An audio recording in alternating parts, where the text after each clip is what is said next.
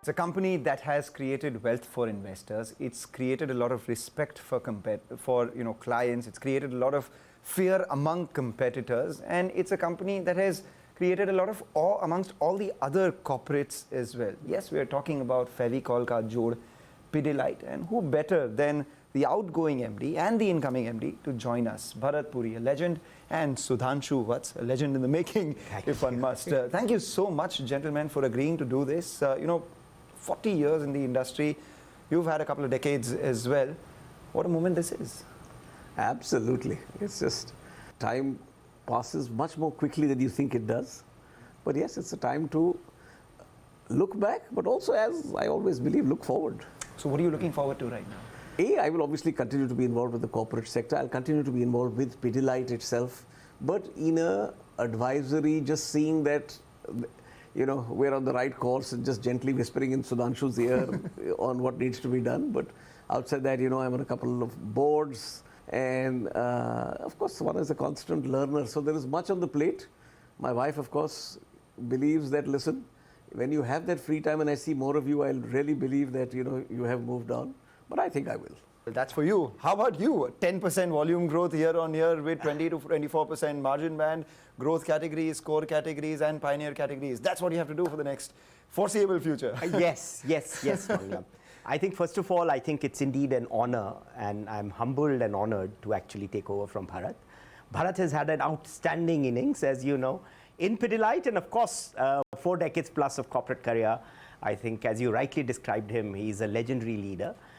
And as you rightly pointed out, Manglam, I think for me, I look forward to having the continuity as we go forward, because big companies are built on consistency and having continued strength in their strategy and execution. But at the same time, bringing in the right level of change. And, in running parlance on a treadmill, it's now changing the gear or changing the speed, one up, and maybe even the incline half up. So let's see how that so that's the work and I'm very excited and I look forward to. You spoke about his tenure. I was just looking at some of the numbers. The last time we spoke versus now, the time you took over, Pidilite, from there, the revenue has quadrupled.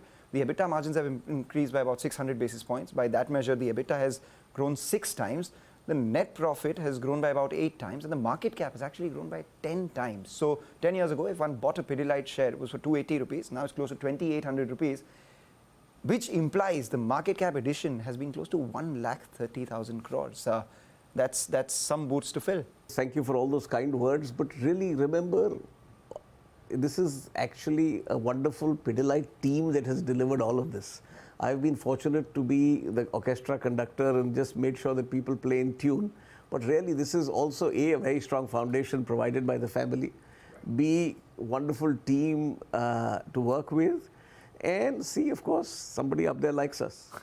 Curiosity, how is it that you decide what will be the category which will be a category, a pioneer category? How do you decide upon where to go? At what level do you decide that, okay, now this becomes a growth category, now growth becomes a core category? How do you do that? What are the thresholds? As far as pioneer categories are concerned, we have a very simple 2x2, which is A, channel, and B, consumer. On the other side, the right to win and the customer. When we have at least 3 of the 4 ticked, then it's a shortlisted category. I have 2 of my most senior managers who actually were pulled out of CEO jobs at Pidilite and who actually scour the world, look at affinity markets a few years ahead of us, so on what could be emerging categories in the home improvement space. Right. They will come with a long list. We will then look and see, listen, this makes sense. Yes, here we have a chance to, for example, create the category. We will then put in a mix and pilot. Normally test product first, then pilot. The wonderful thing is, as you and me speak, we have at least 10 pilots on the market. Okay. But those happen below the radar. Once it reaches a certain meets a certain set of action standards, we then say, okay, ready to be pioneer category. Now the button is pressed. It should be approximately 100 crores in 3 years. It then becomes a growth category. Fortunately, India is a lovely growth market. So for a growth category to become a core category is a much longer runway, because then you have to say that, listen, largely the category creation task is done. It's about now growing the category via innovation or via premiumization or via sales and distribution. Core is clear that, listen, I mean, the biggest mistake any company can make is assume that the core is mature, and a lot of times fellows will say, okay, listen, oh, this is a mature category. Well, there are no mature categories, there are only tired managers, right? That's a good one. So as far as we're concerned, core categories must lead the growth. You must grow 1 to 2 times GDP. Hopefully, when we correlate well to GDP growth. So the core category should grow at GDP, and then your own efforts, whether they're at innovation, whether they're at premiumization, whether they're at sales and distribution, should give you that further multiplier. And when we look back over our last 10 years, I think that's been one of our formulas where from 80-20, core 80-20 to growth and pioneer, we're now pretty much 55-45, 52-40, let's just say 55-45. That itself has given us a flywheel for growth. So that every quarter when you come and harass me and ask me, this double-digit volume growth, why are you guys doing it, the others not? And I said, probably the portfolio and the sector that we're in makes a lot of difference. Now I'll be harassing him a lot more. What has been the success ratio from piloting to pioneer, from pioneer to growth, and from growth to core? Yeah, so Mangalam, it's a great question. While I may not be able to put a number to it, but I'll tell you how we look at this at Pidilite. I think one is that we have enormous patience during the piloting stage as well, where we keep doing do, learn, do. So we are never in a hurry to say, okay, this is not working, shut it. Does that mean that everything which we do succeeds? No. But the point is that we are enormously patient. We do a lot of do, learn, do. We take a lot of feedback. So one of the strengths of Pidilite, actually, and not only in developing pioneering, but it's become a part of DNA because of this journey, is that you continuously take feedback and you continuously iterate. And the focus, Mangalam, compared to many other companies, having had worked with many other very good organizations, I can tell you the focus is first and foremost on seeing what could we have done better. Because most of the time the tendency is, oh, this is not right, the market is sluggish, as we were just talking about, or the consumer is not ready. But the first question you have to ask is that, what have we not done right? So I think that philosophy keeps making. You would see that a lot of our pioneering categories have got into growth. The latest example I could share with you is that of ROF, yes. and it is a very promising growth category, continuing to do very well. But I think we've had many such examples as we go forward. And what about paints? You call it a growth category for yourself. What's your strategy here? Because you kept saying that you'll take some time, you'll understand it, you'll understand the market, etc. Haisha, now you've identified it as a pioneer category. What's your strategy here? Well, simple. Mangalam, that hasn't changed. We believe we have a right to win in small town and rural India. That's exactly what we're doing. We're steadily making progress, getting our model right. We're still in the southern states, the 4 southern states. We haven't expanded beyond. And we'll get the model right, be clear that this pilot works before we cut, copy, paste to the rest. But as we've always said, listen, paints today is anywhere between 60 and 80,000 crores, depending on who estimates the category. 30% of that is small town and rural. If you're a top 3 player, and frankly, when you go to these markets, there are not more than 3 players there anyway, that itself is a substantial driver of growth for us, and also is a much better profit pool than the urban markets. It took you all so long, one, in entering this category, because the obvious correlation was there until then. And what have your learnings about this industry been through the pilot that you've come up with? So I tell you, from the timing perspective, I think one thing which is happening in paints now, and that's why you're seeing so much action, Mangalam, I think it is one of the large consumer categories of India, which has also got a promise of growing in double digits. So I think that's a given, whether urban or rural. Yeah. Now, within that also, to Bharat's point, I think our belief is, and that to the timing there, our belief is that the small town India and rural India, which traditionally had much lower per capita incomes and therefore was traditionally a smaller market, and if I could use the word, marginally ignored market by the existing traditional players, because the market was largely urban, was not perhaps ready that much. Our belief is, and you can see that, Mangalam, in many categories, I believe the action is now shifting a lot more to small town and rural India. We believe while this is a smaller pie of the market, as Bharat just told you, 30%, but it may arguably grow faster. Per capita incomes are also uniformly growing now, and therefore there will be more income in the hands of the consumer to be able to indulge in some of these things and to do some of this. More new houses, more areas to paint. So we feel the timing is correct. What do you believe is your right to win here, apart from the distribution that is there? I mean, is it the promise of a Pidilite brand? Is it Haisha? We're just trying to figure out why should a consumer the buy a right to Pidilite win brand? first is our ability to reach where very few else can.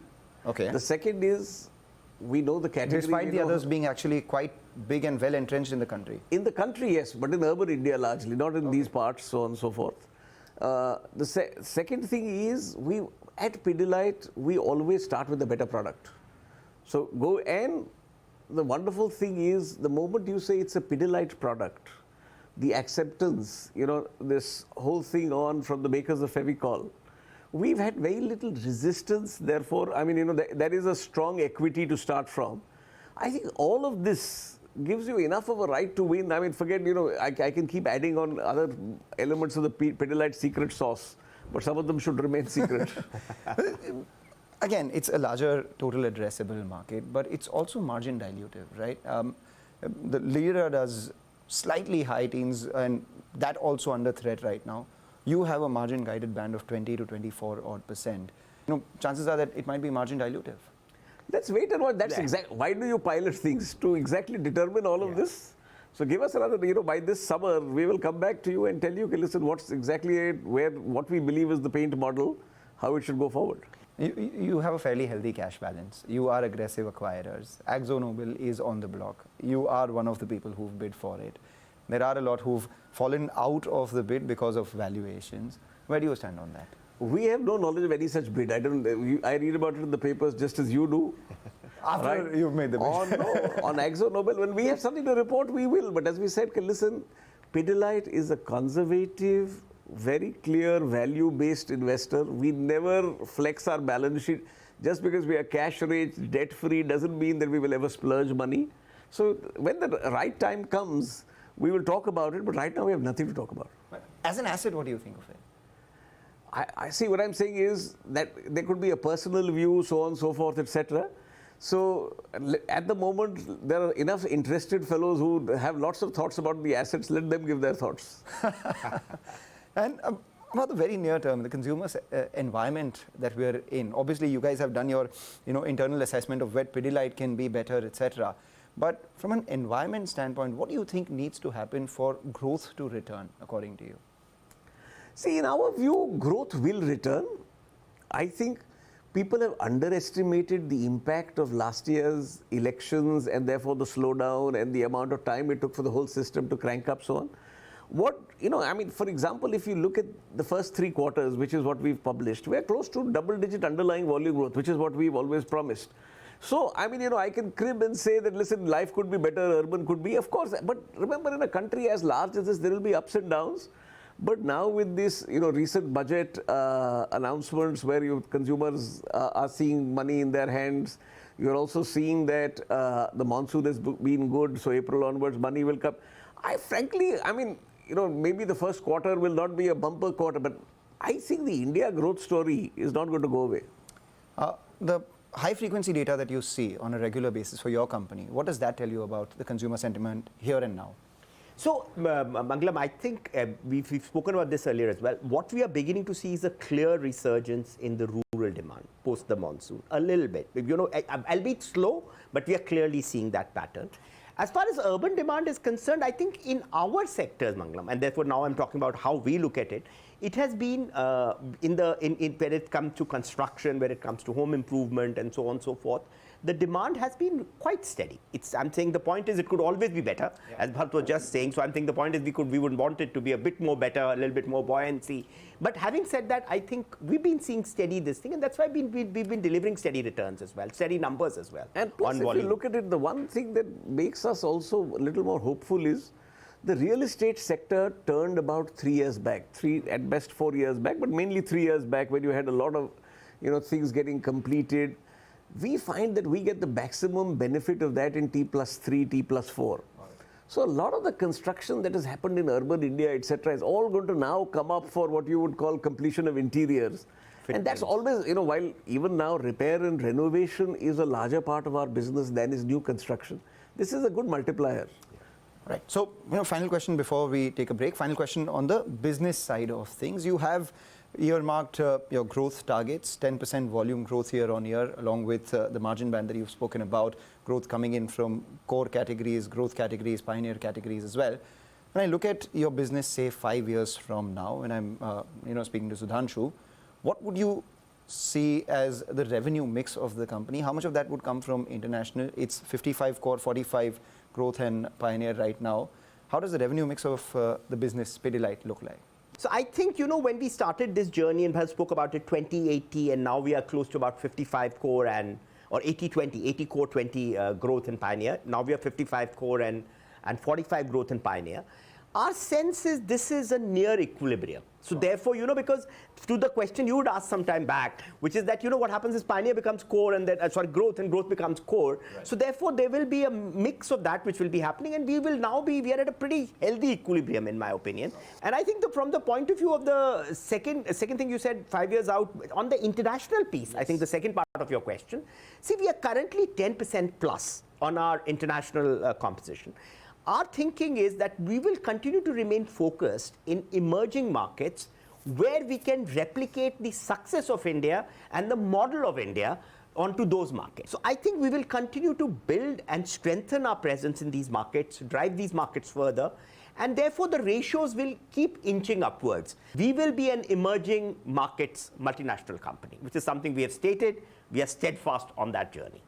And how much comes in from paints?